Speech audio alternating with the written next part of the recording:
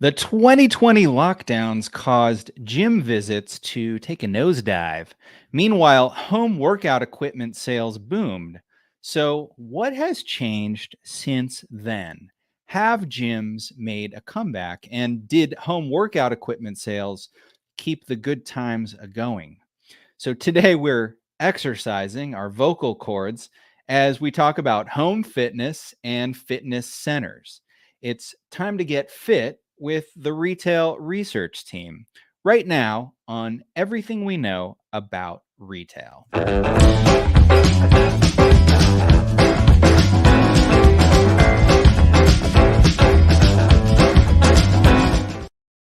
Hello, my name is James Cook, coming to you live from Indiana, where I get my workouts by bundling up and taking a cold run outside along the cornfields and the soybean fields.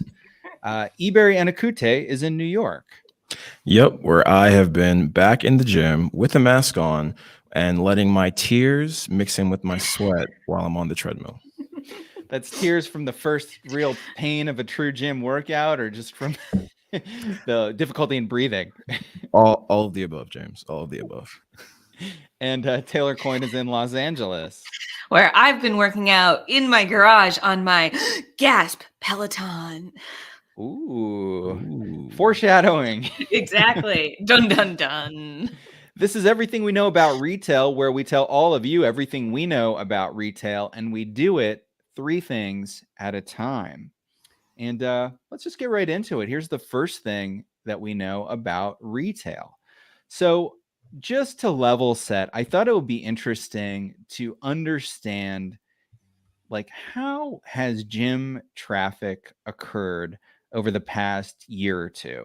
So, in order to do that, I've been doing a deep dive into Placer AI data. And if you're not familiar with them, we use their data all the time. It's foot traffic, but it's really this. It's what's Chewbacca in the background of my phone there. It's really anonymized cell phone data, using that as a proxy for people. So it just sees all this cell phone traffic, and you can tell how many people are going to the different fitness centers around the US. So sort of a big picture look at this. If you go back to, we're not going to go back to 2020 because that's just like zero. So let's go back to the beginning of this year. So as early as far back as February of last year, 21, foot traffic was still pretty lousy. It was 32% below pre-pandemic levels. But as you can see, it starts to climb. And by June, by the summer, it's actually higher than 2019. So we're like, yes, total gym recovery. But then Delta hits. It plunges down to 20% below.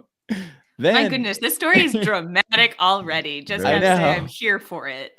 Then a recovery, and we're like, whoosh, it's over. Foot traffic again recovers to higher than 2019. We're like, sweet, we never have to worry.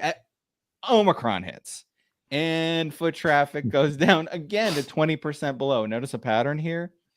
Now we're on the way to what I expect, based on past trends here, is a full gym foot traffic recovery. At this point, as of the February data that I have, foot traffic to gyms nationally in the US are about 11% below 2019 levels.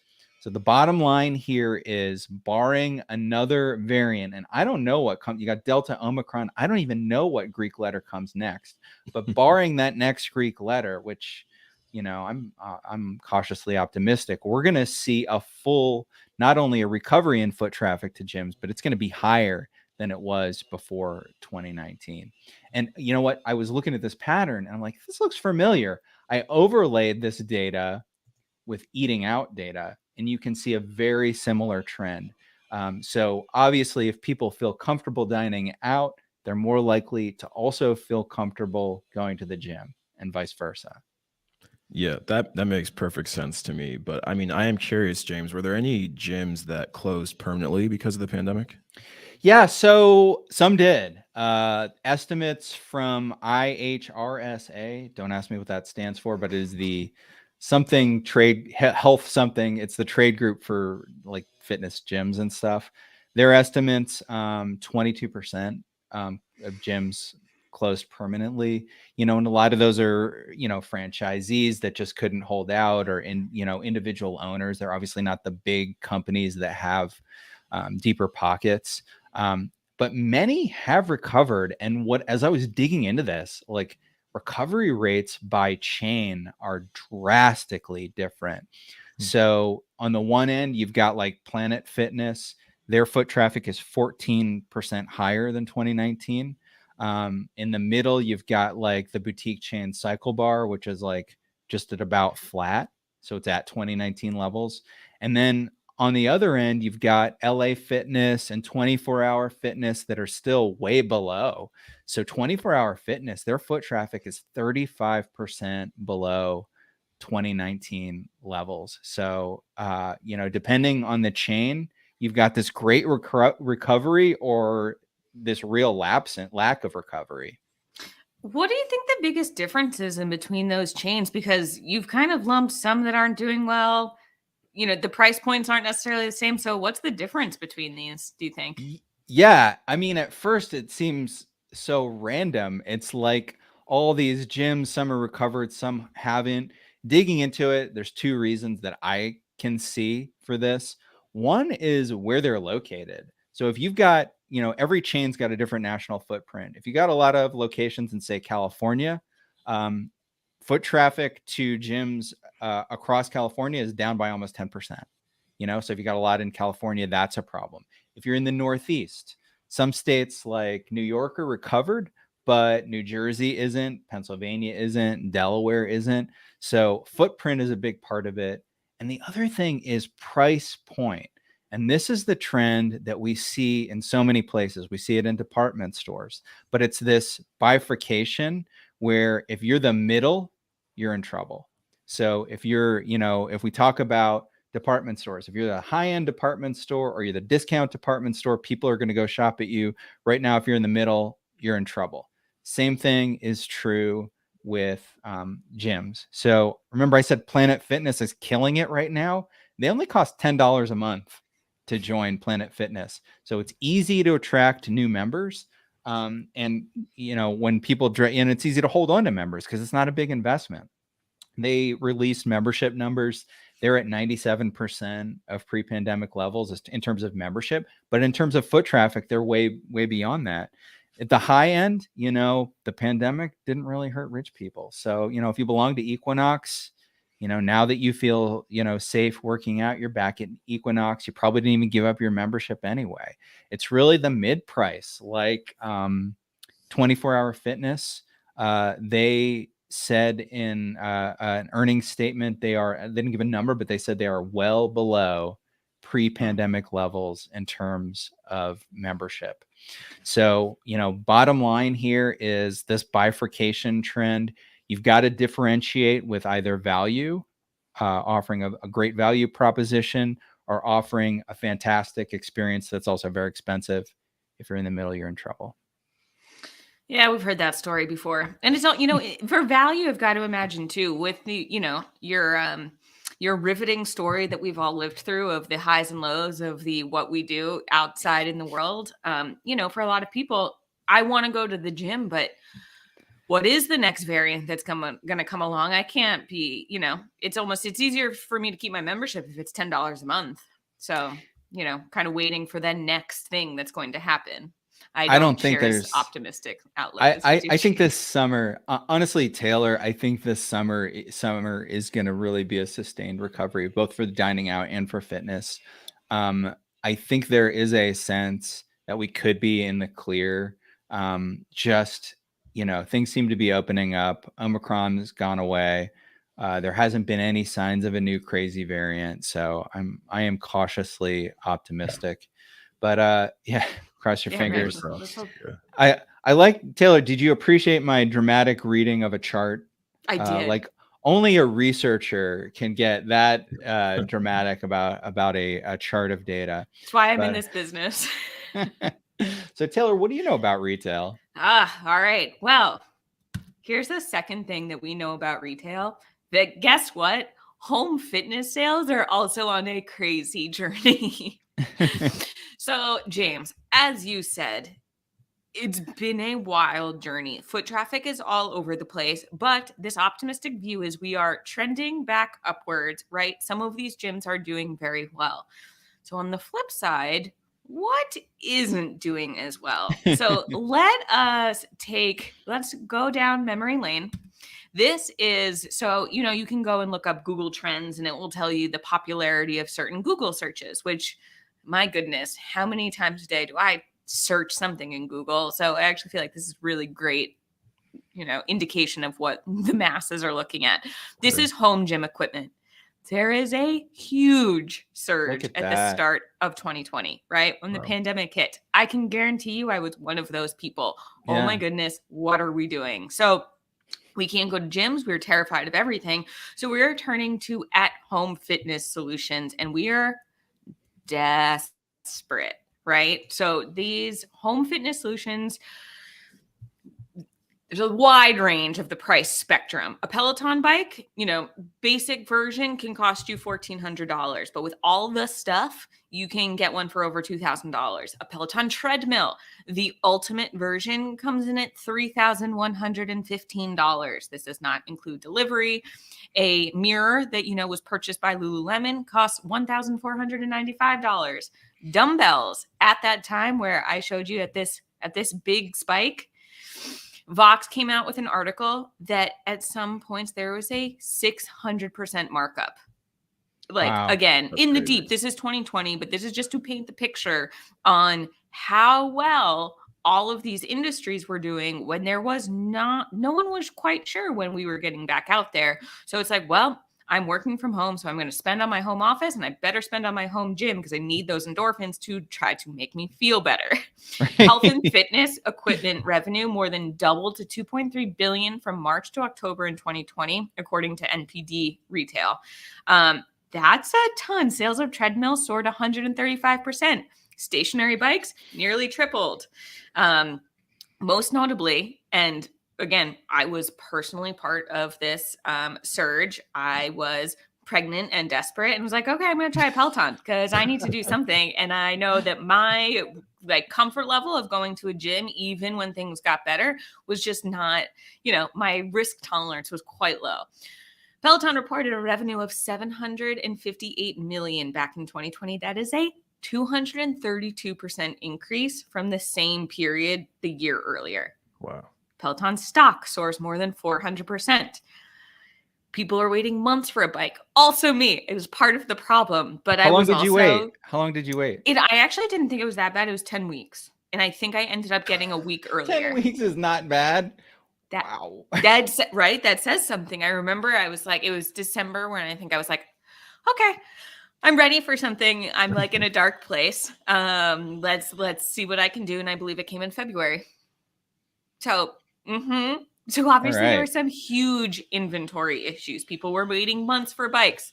Taylor raises her hand yet again. Some other ones, it's not just Peloton, Tonal, that they came out with a wall mounted strength as I'm trying to do it, against the wall. They reported a 700% year-over-year increase in sales. We know that Lululemon bought Mirror. They expected to end the 2020 year with $150 million in revenue just from Mirror. So this is intense growth for anyone, for any company. Okay, right. But what happens? That's part A. But what happens when we start to get back into the real world? Ebere starts to go back to the gym. Crying, sweat, and tears. Just saltiness everywhere. Does the sales boom continue? James, excellent question, because no, you cannot. How do you sustain that intense growth? You can't. And there was so much demand. Like I said, I think this is really there were so many inventory issues that they were like, okay, we will ramp this up. We are going to make new factories. We are going to get these bikes out to you faster. But it is what happens. We're not all staying inside forever. So Peloton loses $439 million last quarter. That is crazy. They are halting production on their bikes and treadmills. They have laid off 2,800 people, and they canceled plans for their $400 million new factory in Ohio.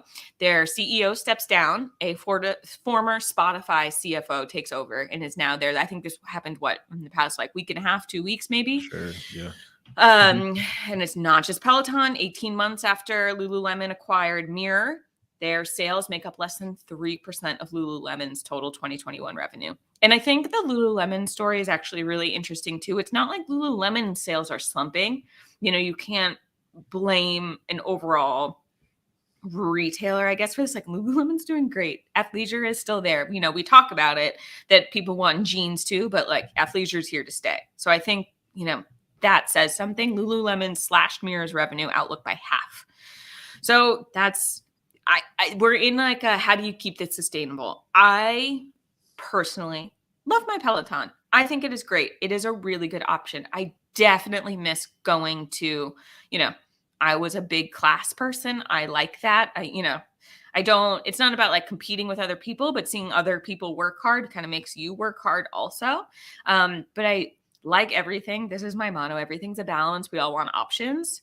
But I think it's going to take some time to figure out how to make this sustainable, because obviously these companies, we've been talking about, someone said that Peloton was going to be we all have those fads and they put like the VHS jazzercise videos up, that was just going to be what Peloton is. And we don't talk about it again, or we kind of laugh about it. And unfortunately, Peloton's had some bad advertisements.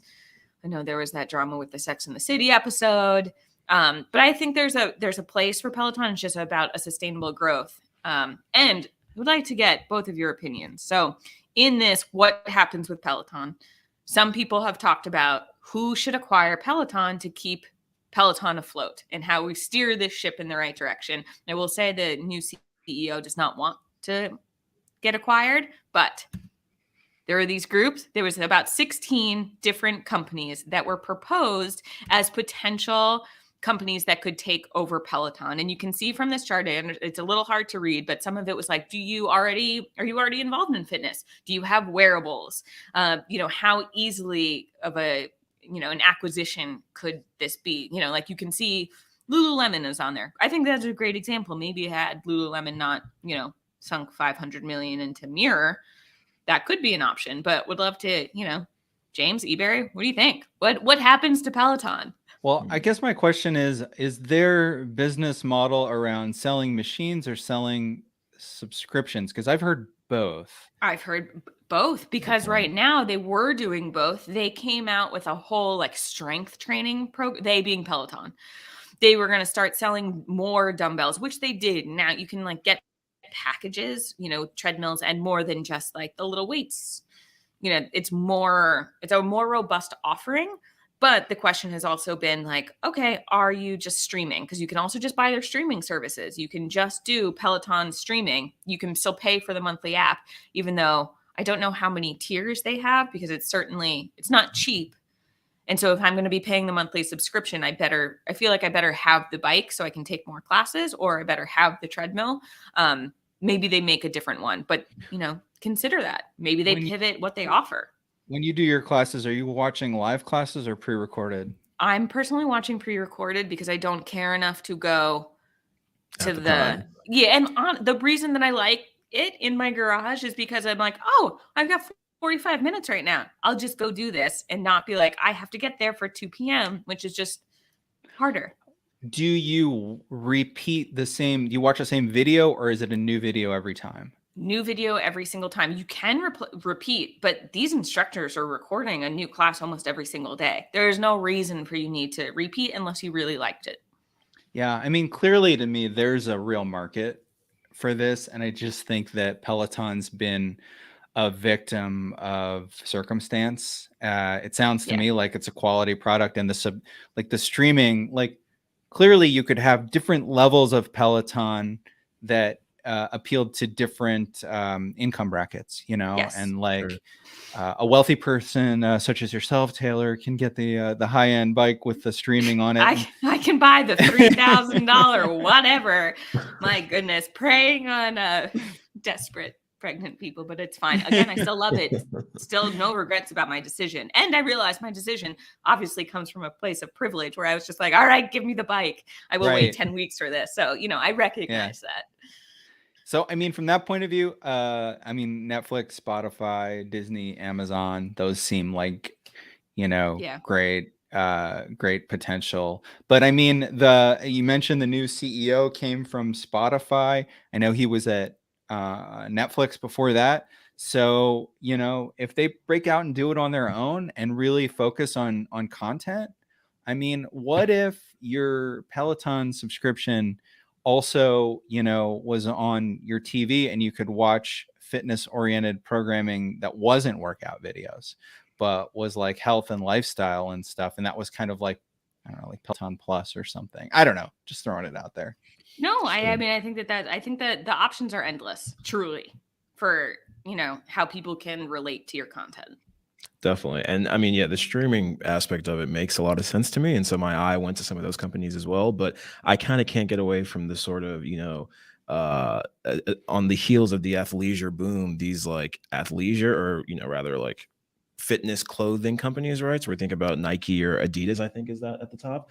I think, in the vein of, Lululemon with Mirror, that would make the most sense to me. And I think they could even see a spike as far as like Nike branded Peloton apparel. I could definitely see, for me, I don't know if I'm a sheep or what, but when I started, going to the gym pretty regularly, it did occur to me that I wanted to have like my, shirt match my pants and match my shoes and even down to my socks, so everything I wear, now this is not a plug for Nike, but everything I wear when I go to the gym is typically Nike branded. So I could see, them having, an angle there as well and seeing some success in that regard. So maybe Nike or Adidas should consider it because it falls right in line with the products that they're already selling. Yeah, funny, Ebere.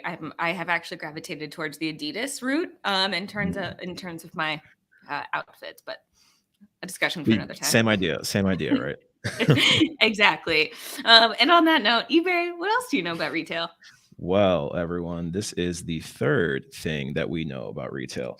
So we are obviously talking about fitness chains and the crazy ride that they've had over the past few years. We saw with the graph that James showed how foot traffic to these locations has fluctuated, as a result of the different variants and, COVID waves we've been seeing and all of that stuff. And, we know that this kind of happened on the end of a sort of boom when it came to specialty fitness and those different concepts, right? So like Soul Cycle, Orange Theory, Core Power, all of those different concepts were really gaining a lot of popularity. I know here in the city, and I imagine elsewhere in the country as well. And those retailers definitely want to continue. They wanted to continue to capitalize on, that growing trend and the overall heightened focus our society's having on, health and wellness. But as we saw again with James's graphs, they face a lot of challenges as a result of the pandemic with mandated closures, reduced indoor capacities, this and that.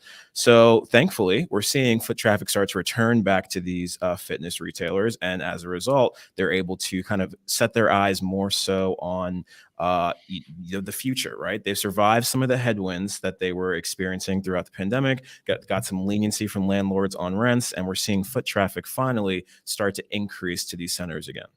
All right. So which ones are expanding? Which ones are capitalizing on all of this new foot traffic that they're getting?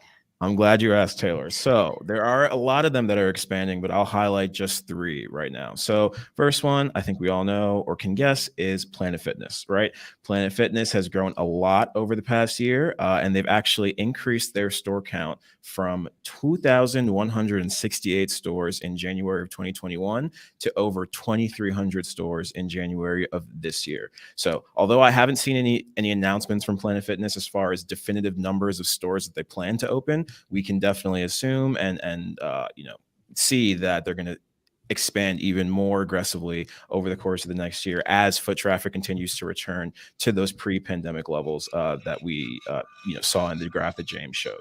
So Planet Fitness is the first one. We're definitely going to see a lot more of them, especially with their low price point. It's very easy and accessible for a lot of consumers to get in the game. And I also it's important to highlight their judgment-free zone sort of motto, right? Because it definitely, depending on the gym that you go to, there definitely are some, I don't know what kind of word this is, but hardos that are in there that are very, intense about their workout and can make it potentially a little bit uncomfortable for those of us who are more casual exercisers, just trying to stay healthy, aren't really trying to, be weightlifters. So Planet Fitness is very inviting to people of all stages of their fitness journeys to come in and, join for really low rates. And so for that reason, they're definitely going to be successful going forward. Another chain that is expanding is F45 Training. So I don't know if either of you are familiar with F45. Have you heard of them? Have you been? I don't think so. I have heard. I've wanted to go. I hear it is a very similar vibe to Orange Theory, of which I have also drank the Kool-Aid. So yeah, I'll try. For sure. Yeah, no, I would try as well. Although I don't know how much I feel about those. I did Barry's boot camp once, and I said that doesn't need to be the thing. That doesn't need to be my thing.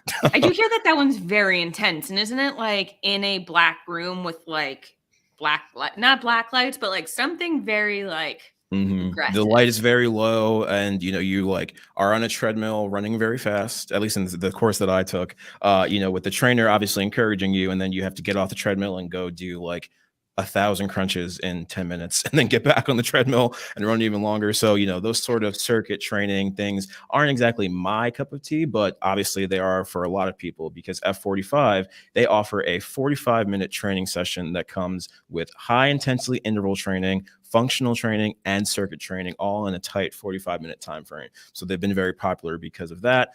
In 2021, they were named Entrepreneur Magazine's top fastest growing fitness franchise as a result of having added over 700 units in the past 3 years. So they've been growing very rapidly. They operate in 45 countries in addition to the United States. So we can definitely expect to see some more expansion for them in the future. And here we have a picture of the sort of environment that I don't know that I personally thrive in. I am way more of a casual, like I said, treadmill runner, with a couple of tears, a couple sweat. The yelling of the coach on the side might not be my cup of tea, but it is for a lot of people. It does seem like the opposite of the motto of Planet Fitness, of like, it does seem like a little bit more like, no, come if you are serious. Yeah, I don't know. I forget what you said, Ebere, but the Planet Fitness, it's a no lunkheads policy is their official lingo, lunkheads. So there you go. I can see a lot of lunkheads. Like a mean meathead?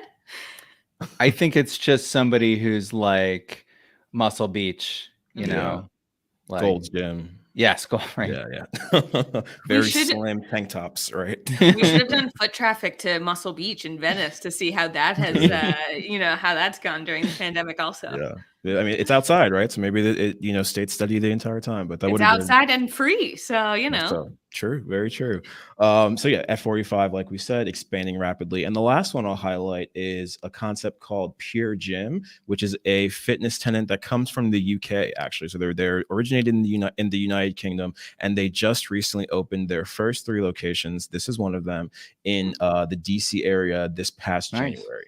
So obviously the company's called Pure Gym, but they operate in the US as Pure Fitness. It's funny, I actually saw something similar to this, a bit of a tangent, but on Twitter, someone was saying that they just realized that Dollar General in the UK is called Poundland.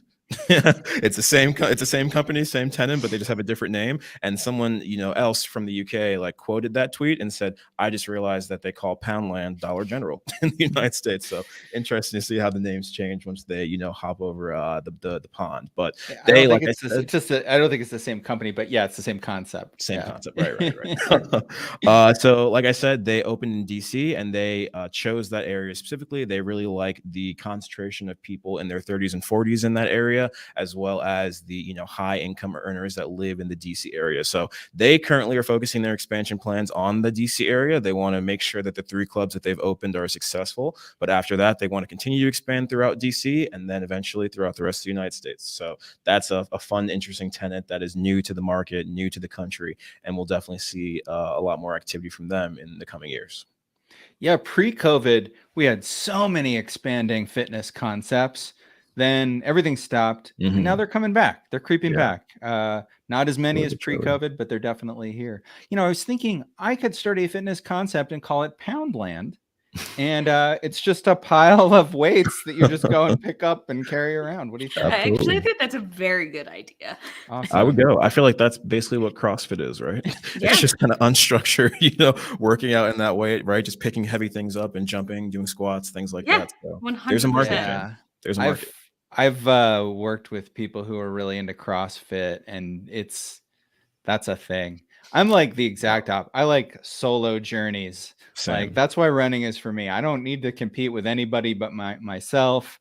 I don't want to be any part of any organization that's throwing medicine balls around. That's another thing I'm not interested in. Absolutely. Yeah, see, I don't necessarily want I don't want to talk to you, but I think I benefit that you're there.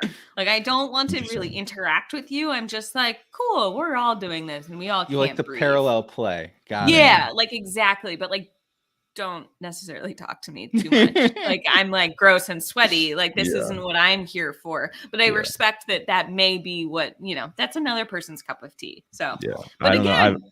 see, it's all options. We all like to work out differently. Yeah. Options. Yeah, options are the key. Well, speaking of options, now it's your option to partake in the retail challenge. That's right. We're going to do 3 questions, 1 point per question. The person, 1 point per correct answer. The person with most points after 3 questions, I don't know why I have so much trouble saying this, wins. If you are watching right now, you home watcher, play along with us. If you're live, type your answers in the comments. If you're the first person to get the correct answer in the comment, you get a point. If you're a home winner, you can get a copy of our home game, which is an NFT on the blockchain. I don't know what I'm talking about. You will not win anything, but you'll.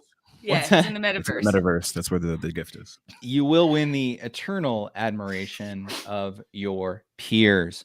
So I'm the quiz master. Ebere and Taylor are the participants today.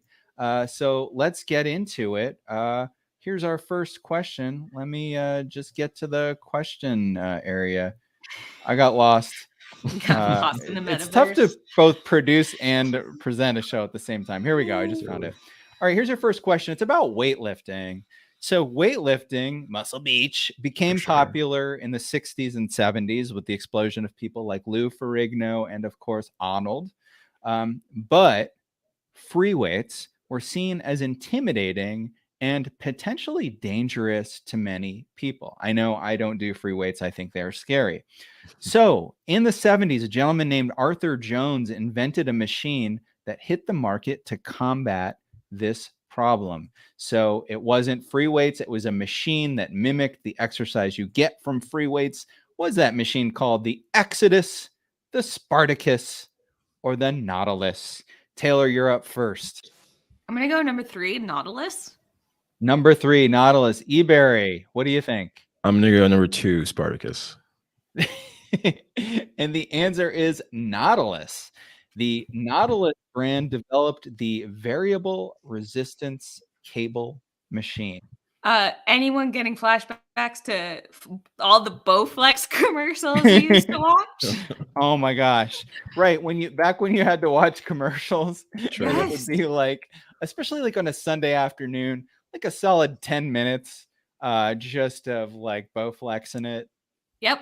So much. And then, or also like if you were watching something and you thought it was just a long commercial, but then you actually somehow ended up on the 30-minute like Bowflex special. And I'm just like, oh my goodness. Yeah. All right. So we have some folks who are playing along. I think Nino got to it first with Nautilus. I don't know what that has to do with. When I think like N-A-U-T, I'm thinking like boats. I'm thinking sailors, nautical, right? Right. Well, Nautilus is the ship in 20,000 Leagues Under the Sea. Actually, I have it right there, a poster of that book on my wall. It's one of my favorites. And then finally, Seth also got it. So a lot of people got that one right. But again, Nino, you get the point for being the first person in the chat. All right. So it's time to go to question number 2. The first membership gym opened in Brussels in 1848. 2 years later, the first membership gym in the U.S. opened.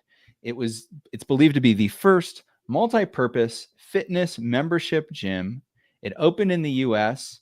In what city? Was it Boston, New York, or San Francisco?